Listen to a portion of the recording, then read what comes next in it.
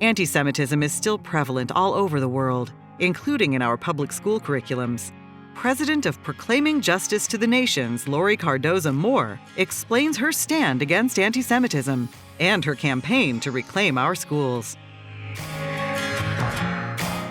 We are not a democracy, and it's not mob rule. We are a republic. We're not teaching it in our schools, and that's one of the reasons why I've been working specifically on civic standards and Holocaust standards, to make sure that we're teaching our kids so that they can achieve the greatness that God has for them in this nation.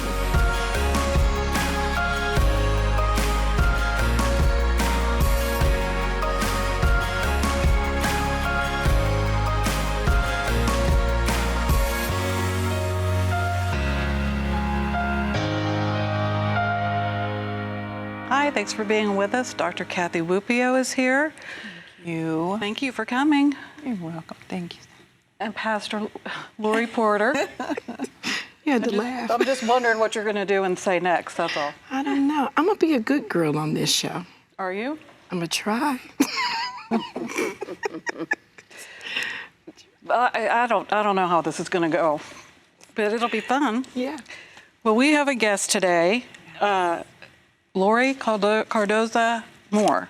Did I say that right? Yes, okay. You did. And you are from Franklin, Tennessee. I am. And you are the founder and president of Proclaiming Justice to the Nations. Yes.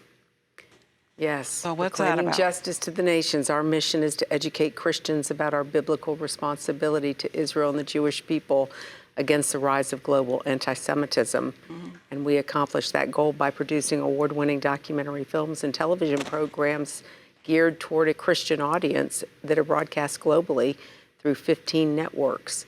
So combined with all the networks, we're reaching over 2 billion Christians with this message, especially at this hour when we see a rise of anti-Semitism happening once again, not just here in the United States, but around the globe. It's frightening. It's disturbing.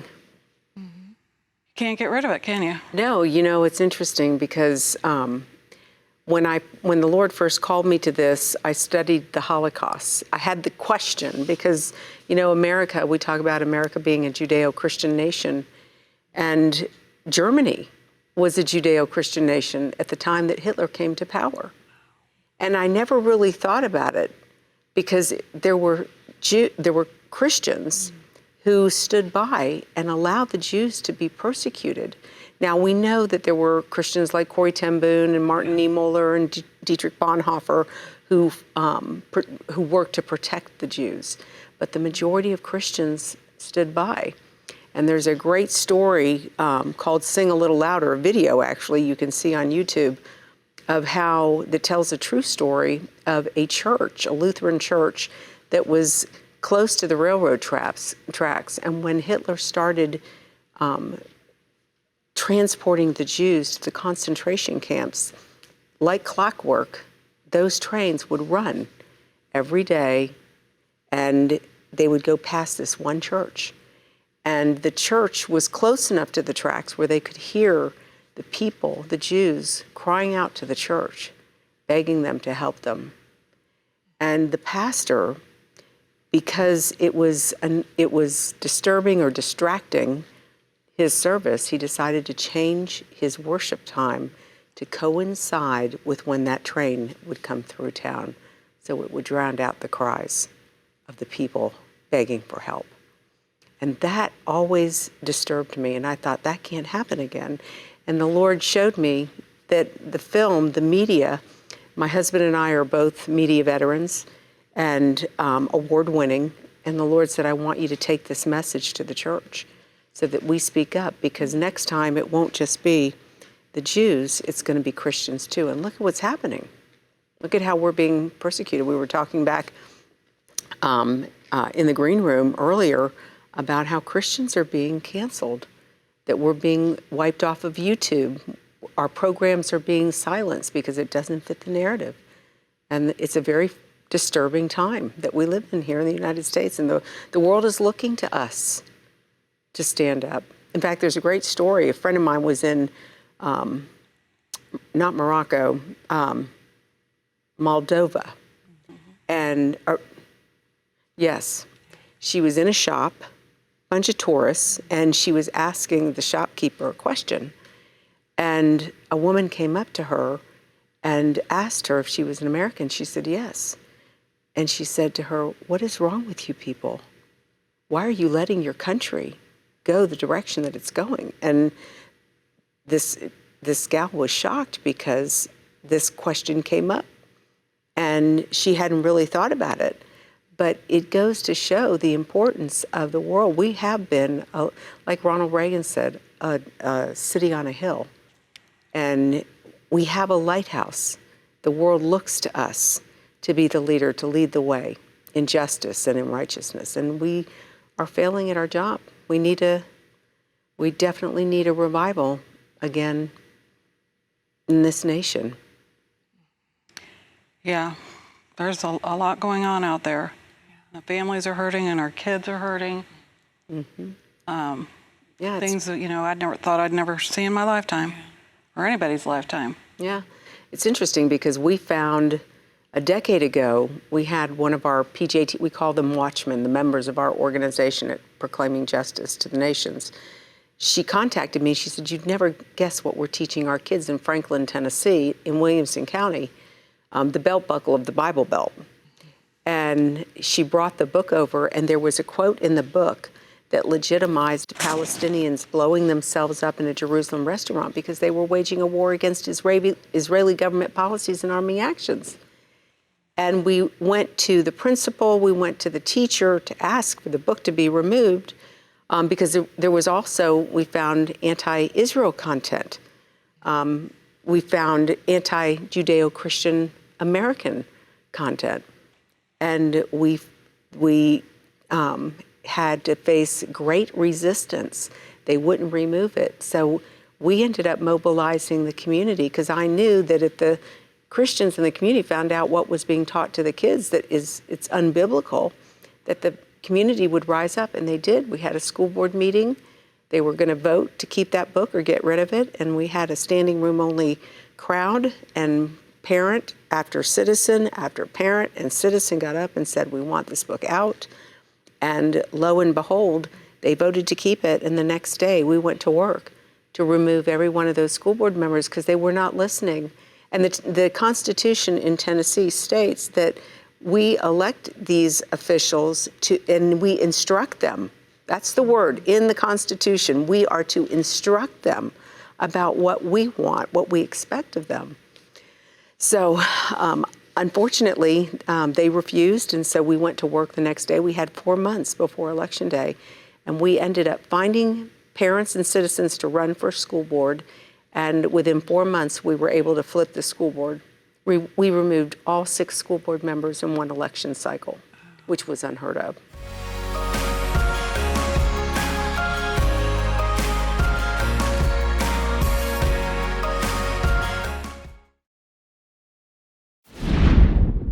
So what was their reasoning for keeping the book? They didn't think that the issue that we brought up warranted getting rid of the book. And it was a human geography textbook. It was published by Pearson Publishers. And some of you might be familiar with Pearson. Pearson is the largest textbook publishing company in the United States of America. They own 80% of the textbooks. They buy up smaller textbook publishing companies, and they don't change the name because they don't want parents and citizens to find out that they have a monopoly on our children's education. So when we went after Pearson, we did our research. They are British-based. Their 4 largest shareholders include the Islamist governments of Qatar, Turkey, Saudi Arabia, and Libya. So it's no wonder that we find values that are not Judeo-Christian. One of the exciting things that we've been involved in as a result of doing all of this work and gaining that reputation, we worked with Governor DeSantis' Department of Education in Florida, and we were invited to help review the civic standards. And in those civic standards, Florida now, because of the work that we did in recommending the standards, Florida kids will now learn about the role that the Hebrew Bible played in the founding of our nation, the the role that it played in the forming of our government, as well as the founding documents, the role that the Hebrew Bible played in the drafting of our founding documents. So this is important for our kids to learn, because if we don't know our history, then we're not going to understand our destiny. And every generation has a responsibility to fulfill that destiny. That's why God put us here. We weren't born in India or any other country in the world. We were born right here in the United States of America. And to whom much is given, we know much is required. So you have a team. How can you duplicate yourselves, or how are you duplicating yourselves? Because it sounds like we need it in all of our states. Well, absolutely. In fact, all of our counties, we are focused on educating parents. So what we do as an organization, we go into counties and we equip parents and citizens. We train them. We just hosted our first Taking Back America's Children Summit, which was in Orlando back in February. We're going to have another one in January in Franklin, Tennessee, and then God willing, we'll be here in Ohio toward the end of the spring in 2023, and eventually in Arizona, and God willing, in California, because that's an important state that we need to target. But what we do is we equip parents to fight the battle, because I don't have skin in the game in your counties. And if we can encourage parents and citizens to take this issue on county by county, state by state, we can take our nation back.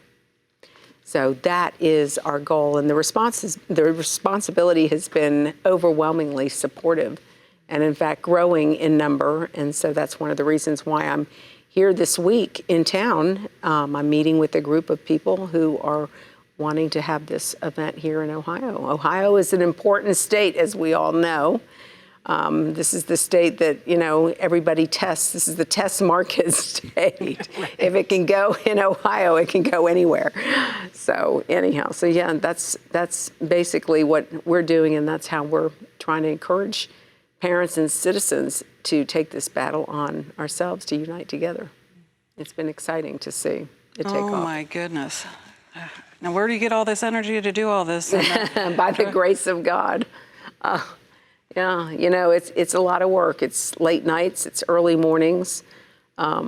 There's a lot of frustrating moments when you're constantly bombarded with the overwhelming responsibility of trying to make this happen, and just constantly trusting that God called me to this, and He's going to bring me through it, and He's going to show me all the opportunities that we have before us and the people that are interested. And people are. I think we as Americans realize it's time for us to unite and bind together, and based on our faith, even though, many in our organization are made up of Jewish and Christian people of faith. And so we're both working together to establish these values that the nation was founded upon. I think a lot about the issue of anti-Semitism specifically, and even George Washington, our first president, was opposed to anti-Semitism. After the American Revolution, the members of the Toro Synagogue in Newport, Rhode Island, went to Washington and said, look, how are we going to fare? Because Jews don't do very well after revolutions. They're forced to leave because they get targeted. And Washington didn't write them back. He went and paid them a visit. And he said to them, he quoted from the book of Isaiah, and he said, you will sit under your own vine and fig tree, and you will know peace, basically telling our Jewish brethren that their days of wandering were over. And it was because of those values. We look back at the Puritans and why they came to America. It's a very exciting time for us to be alive, and again, to restore back to the next generation, hand our children this baton, this republic that God allowed us to be born into and be a part of. So it takes a lot of work. Like I said, lots of late nights and early mornings. But somebody's got to do it. And thank God more and more people are starting to pick up the mantle and saying, we need to do this in my county. So. Now, you said republic. Yes. You didn't say democracy. No, I'm so glad you're bringing up the democracy issue. Why don't you? Yeah. Yeah, so we are not a democracy, and it's not mob rule. We are a republic, a representative republic. So we elect people to represent us. Like I said when I was talking about the Constitution in Tennessee, we are to instruct our elected officials. They're not to tell us what they're going to do. We're supposed to tell them what they're going to do and then hold them accountable. The other thing about the Republic, there's an interesting author that I stumbled upon. He wrote a book, Eric Nelson, wrote a book called The Hebrew Republic. The concept of the Hebrew Republic actually comes out of the Hebrew Bible. And see, most Americans don't know this. And as I've been studying, in fact, they called themselves Christian Hebraists. People like some of the leaders, like Lord Balfour in England, they all believed that God was going to restore Israel. Before the nation of Israel was even born, Balfour, with the Balfour Declaration, wanted to play a role. So they drafted that document. But even the term democracy, the Hebraists, people of faith, the Christian Hebraists, rejected the word democracy. In fact, they called it an illegitimate form of government. But they used the term republic because that's what we are. And so every time now that I've learned this, every time I hear somebody say democracy, like when we're watching the evening news and they're talking about the democracy is a threat, and we hear politicians talking about our democracy is being threatened. Yeah, the democracy needs to be threatened. We're not a democracy, we're a republic. So it's been interesting to as I've read and studied about our history, understanding that concept that we just kind of forgot about. We don't teach it. And, we're not teaching it in our schools. And that's one of the things, that's one of the reasons why I've been working specifically on civic standards and Holocaust standards, to make sure that we're teaching our kids, giving them the right information so that they can prosper, so that they can achieve the greatness that God has for them in this nation. Again, we have a responsibility as Christians.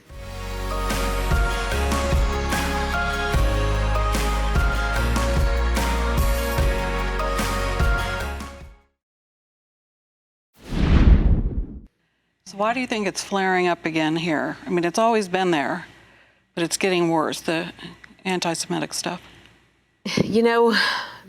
Whenever things go bad in a country, and this is historically, we can look throughout history, whenever things start going bad, when we start having financial issues, when there's, any type of plague, it's always the Jews who are blamed. It's always the Jews who are said it's their fault. We can go back to, the Black Death, and we can go back to other things that had happened throughout history, and we see it happening again. In fact, I was at an event speaking in Florida to a conservative group, and this is what's really disturbing me, but there were about 75 people there, and I was sharing this information, sharing what we're doing in the state of Florida and in other states, of course. And when I was done with my statement, a couple who I would assume were Christians, they could have been plants, because I'm finding more and more plants in these public speaking events that I'm doing now. But they started in on the Jews. Well, the Jews are the Jews are to blame for this situation in our country because they're the ones who control the media. Well, if they control the media, they're doing a horrible job of promoting their values or Israel. But people aren't, when people say the Jews are in control of media, they're not thinking about what they're saying. Well, I don't see a bunch of pro-Israel, pro-Jewish stuff on the news if the Jews control the media. So. Did you say that to them? A woman piped up after they had made this statement, and I said to them, you're quoting anti-Semitic tropes that have been leveled against the Jews for centuries. And a woman stood up and said, well, Dr. Simone Gold was just released from federal prison, And she was put in jail because she was in the Capitol building on January 6th. And she had a megaphone and she was telling people as a doctor about COVID and about the vaccines, and she was opposed to it. Well, they put her in prison. The FBI bashed in her door. And so when the woman was finished making the statement, I turned to the couple and I said, yeah. And I said, Dr. Simone Gold happens to be a Jew, but she's controlling the media. She is the biggest threat. So anyhow, I say all that to say is, let's think about what we're saying here. And, we were in South Africa. In fact, I've got a Bible study with 4 African leaders, 1 South African leader, and they love Israel. It's amazing to see their passion. They want to know. So we do a Bible study every Sunday with these African leaders, and then they're taking this message to their congregation. And South Africa is the country that the Christian leaders are speaking up and calling Israel an apartheid state. Well, when I went to Israel back in 2019 and then to South Africa to speak to the Christian pastors, I said, you guys, why aren't you speaking up? Why aren't you condemning what they're saying? Israel's not an apartheid state. You know what apartheid is, and Israel is not it. And the pastors stood up at the end, and they, one after another, and they repented. They said, you're right. We didn't speak up. There was a vacuum created. And somebody's going to fill that vacuum. And if we let people espouse lies and violate the 10 Commandments, falsely accusing our brother of things that they're not doing, then we're guilty of violating the commandments. So, God willing, I think South Africa and I think the African continent is key. Because these are the leaders, they're the ones speaking out at the United Nations. The African leaders just shut down a major vote by the United Nations to target Israel. And had those African leaders not spoken up?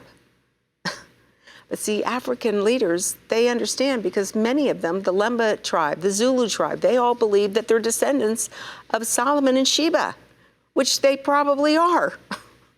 Because we remember Solomon had 700 wives, and we can only imagine how many kids came out of those wives. So yeah, is there a connection there? Absolutely. But they seem to be the most passionate. So it's very exciting. The pastors in Africa are telling the rest of the world Israel is not an apartheid state. But it took somebody going to them and saying, you can't stand by and be silent. Yeah. We got to speak up. I remember, when my kids were growing up, and I would be in a store and, they would have vulgar magazines, and I would be holding the people accountable in the grocery store for these kind of magazines in my son's base. I don't see a lot of that anymore, do you?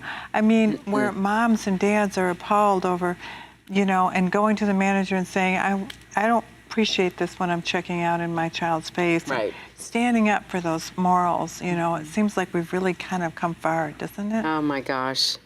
We've lost the uniqueness of Americans, and we're not willing to speak up anymore.